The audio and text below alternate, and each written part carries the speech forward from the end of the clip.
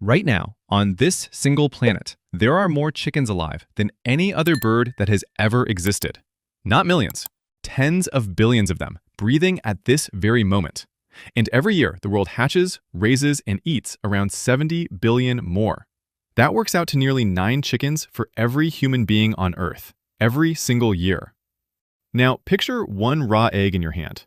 Cool, fragile, lifeless looking. Slip it under a warm hen, and in exactly 21 days, it becomes a living chick. Take the hen away, multiply that egg by tens of thousands, and you face a strange problem. You have to copy her body heat, her turning, her patience, perfectly, inside a machine, or nothing hatches at all. Industry does exactly that, billions of times over, and then turns a tray of eggs into full-grown meat in about 6 weeks. In the next few minutes, we'll walk the entire line, from a single fertile egg to the chicken on your plate, and show you the technology that makes the most eaten meat on Earth possible. Chicken rules the world's dinner tables now, but it wasn't always this way. Within living memory, chicken was a luxury, a Sunday bird. For most of history, a hen was worth far more for the eggs she laid than for the meat on her bones, and killing one was something a family did only for a special day. Today, chicken is the cheapest animal protein most of the planet can buy. It feeds billions of people who could never afford beef in nearly every country and cuisine on Earth. That transformation didn't come from the birds changing on their own. It came from turning every stage of a chicken's life into a controlled, repeatable industrial process. Behind that shift sits a quiet reorganization of the whole business. In much of the world, a single company now owns nearly every link in the chain. The breeding flocks, the hatcheries, the feed mills, the farms, and the processing plants, all run as one connected machine. A chick that hatches on a Monday moves through a system that already knows which farm will raise it, what it will eat each week, and the day it will be processed. The bird's entire life is scheduled before it takes its first breath. To feed a planet, you cannot wait for hens to sit on nests, one small clutch at a time, whenever nature decides. You need chicks by the million, on a schedule, every week of the year. And that ambition runs straight into a problem as old as farming itself. How do you hatch an egg without a hen? An egg is one of nature's most demanding little packages. For a chick to form inside it, the egg has to be held at close to 37.5 degrees Celsius, just under 100 Fahrenheit, and kept there without drifting more than a fraction of a degree for days on end. Let it cool too far, and the embryo stalls. Let it run too warm, and the embryo dies. Temperature is only the start. The air around the egg has to carry just the right amount of moisture. Too dry, and the chick loses too much water through the shell and shrivels. Too damp, and it can't lose enough, and it drowns inside its own shell before it ever hatches. And through all of this, the egg must be turned again and again, day and night. If it sits still, the growing chick settles against the inside of the shell, sticks fast, and never develops. A hen manages every part of this by pure instinct for a dozen eggs at a time. To do the same for tens of thousands of eggs at once, in the same tray, breathing the same air, and to have almost every one emerge as a healthy chick is an enormous feat of engineering. For most of human history, it simply could not be done at scale. Yet people tried for a very long time. In Egypt, for centuries, farmers hatched eggs by the thousand in great mud brick ovens, feeding low fires and judging the heat by holding an egg against their own eyelid, a skill passed down through generations. They proved it was possible to hatch life without a hen. The modern version of that idea is a building most people have never seen inside. The hatchery. It begins before the hatchery with the breeder flocks, hens and roosters kept for one purpose, to lay fertile eggs. Those eggs are collected, cleaned, and graded. Anything cracked, oversized, or oddly shaped is pulled aside because one leaking egg can seed bacteria into thousands packed around it. The good eggs go into cool storage, which gently pauses the embryos, holding them still and waiting until enough have gathered to fill a machine. Egg. There is a clock ticking even here. A fertile egg can only wait so long, a week or so in cool storage, before its odds of ever hatching begin to slide. So the whole operation runs on tight timing from the very first day, matching the flow of eggs coming in against the machines that will warm them and the empty farms waiting weeks down the line. Nothing is allowed to simply sit. Then the real work starts. The eggs are loaded blunt end up into towering racks and rolled into a setter, an incubator the size of a room that can cradle tens of thousands of eggs at once. The doors seal shut. Inside, everything a hen provides by instinct is recreated by machine and held to the decimal point. A single hatchery lines these setters up wall to wall, room after room, each one humming with its own load of eggs. At any given moment, the building holds millions of lives at different points along the same 21-day countdown, some just set, some days from hatching, all ticking forward on schedule.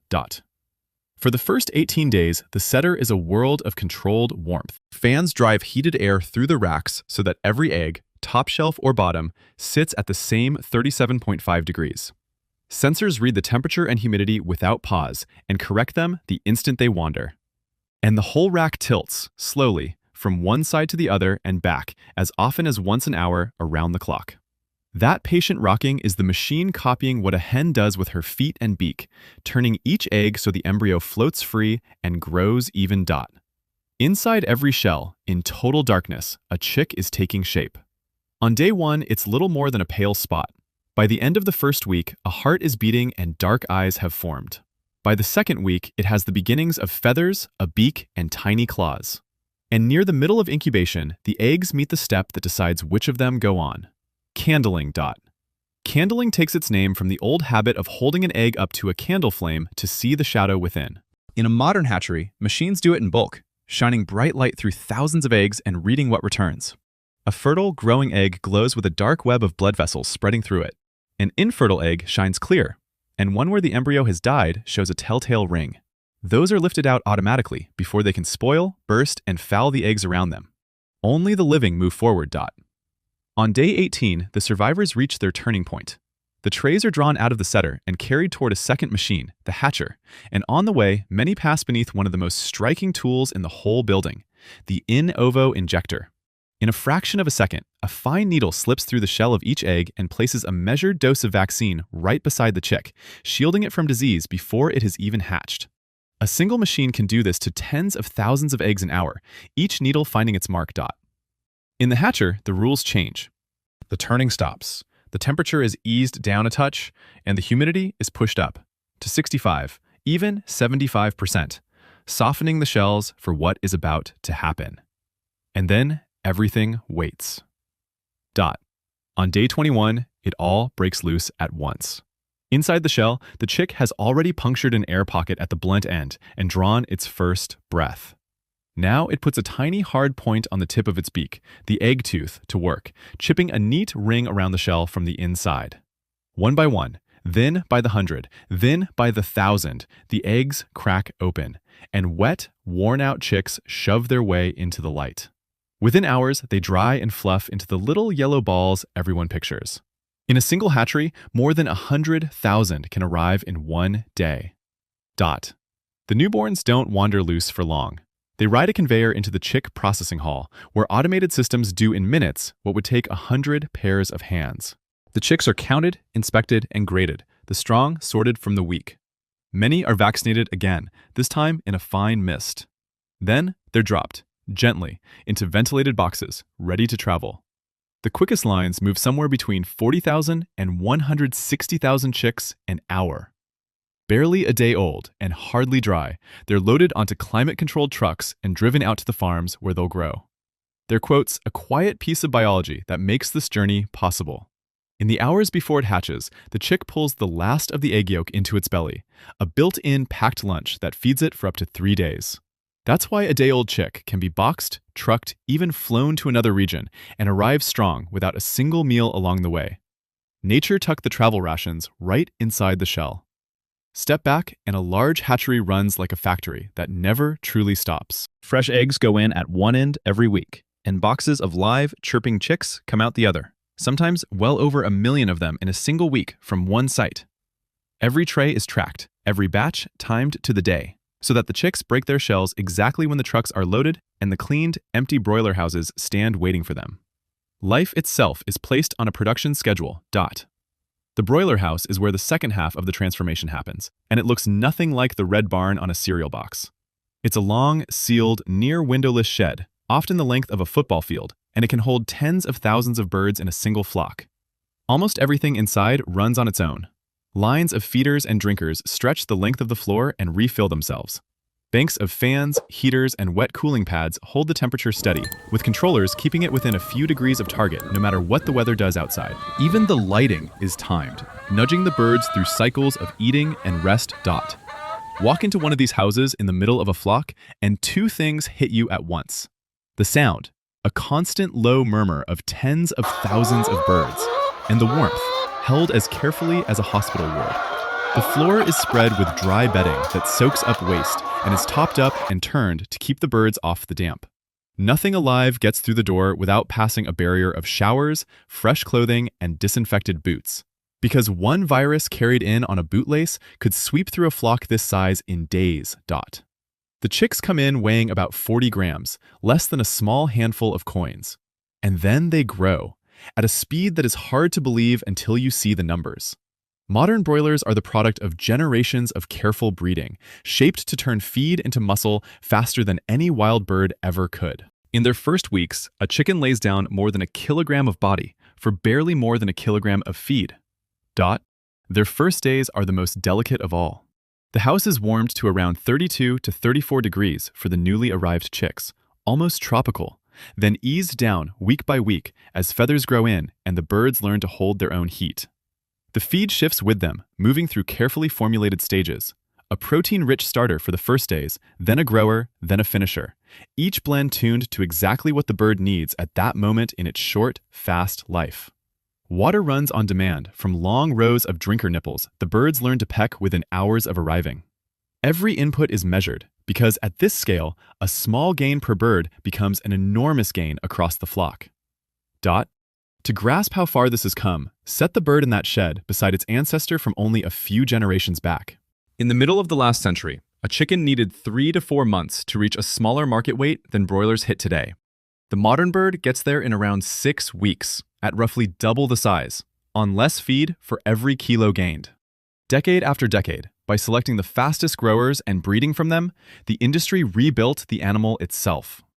The sealed house with its fans and sensors is impressive, but the real technology is the chicken standing inside it. That efficiency has a name the entire industry lives and dies by: the feed conversion ratio, the kilos of feed it takes to add 1 kilo of bird. Across a full grow-out, a good broiler runs around 1.6 to 1.9, and in the earliest weeks, it can be as tight as 1 to 1. No other animal raised for meat comes anywhere close. And that single number is the reason chicken is so cheap. All of that growth has to be paid for in grain. Feeding billions of fast-growing birds swallows a huge share of the world's corn and soy, grown, harvested, and milled into feed on a scale that rivals the flocks themselves. A modern feed mill can pour out hundreds of tons an hour, blended to a precise recipe and trucked straight to the houses. The chicken on a plate is really sunlight and soil, routed through a field of grain and a 6-week-old bird. None of it is effortless, though. A flock this size is fragile. A ventilation failure on a hot afternoon, a gap in the barrier meant to keep disease out, a small mistake in the feed, and thousands of birds can be lost in a matter of hours. So the houses run on strict biosecurity, and sensors watch the feed, the water, and the air, raising the alarm the moment the numbers drift. The birds that were sorted to be nearly identical from the egg are raised in conditions held just as uniform. 6 weeks after they arrived as yellow fluff, the birds have reached a market weight of roughly 2.4 to 3.2 kilograms. The flock is caught, usually at night when the birds are calmest, and carried to the processing plant, where the final stage turns living animals into the trays of breast, wings, and thighs, stacked under the lights of every supermarket. At the plant, the line runs like the hatchery in reverse. The birds are chilled, and automated systems handle the cutting, deboning, and sorting, guided by cameras and blades that portion a whole carcass into breast, thigh, wing, and trim in seconds. What comes off the end is weighed, packed, and boxed under bright light, chilled or frozen, and shipped to shops and restaurants, often within a day. A living bird becomes a shrink-wrapped tray faster than most people would ever guess. Stand back and the scale is almost impossible to hold in your head. From a fertile egg to a full-grown bird takes only about 9 weeks. 21 days inside the machine and around 6 weeks out on the farm. Multiply that by the tens of thousands in one hatchery, the millions from a single company, and you land back on that same staggering figure. Around 70 billion chickens a year, some 120 million tons of meat, the most eaten meat on the planet, produced with a precision measured in tenths of a degree. Dot. The number is easier to feel from another angle. In under 2 years, the world raises more chickens than all the human beings who have ever lived, across every century of our history combined. That flood of cheap protein pours out of the quiet, sealed sheds and humming hatcheries almost no shopper ever sees. Dot. And very little is thrown away. Shells and hatchery waste, feathers, and the litter swept from the houses are processed into fertilizer, animal feed, and fuel. So the leftovers of one flock help raise the next, or feed the fields that grow their grain. It is a system of extraordinary efficiency, and one that many people find unsettling the moment they truly see it. The same breeding that makes a chicken grow so fast puts real strain on its body. The same density that makes the meat so cheap raises hard questions about how the birds live and about how quickly disease can travel through so many animals packed so close together. Those debates are honest and worth having out in the open. What isn't in doubt is the sheer engineering underneath it all. Humanity studied a hen sitting on her nest and copied her so exactly, at such scale, that it now hatches the population of a small country every single day and grows it into food within weeks. The humble egg on your kitchen counter sits at the start of one of the most refined production lines ever built. If you want to see more of the hidden processes that